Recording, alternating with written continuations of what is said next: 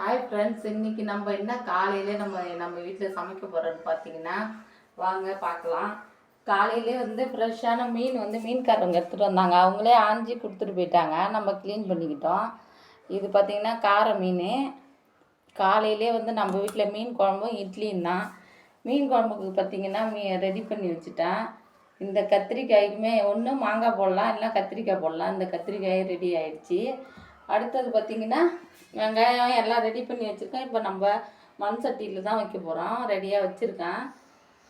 இதை பார்த்திங்கன்னா இன்றைக்கி காலையில் எங்கள் அப்பா வாங்கிட்டு வந்தாங்க. நேற்று வாங்கியிருந்தாங்களா, அவங்க இன்றைக்கி காலையிலே எடுத்துகிட்டு வந்தாங்க.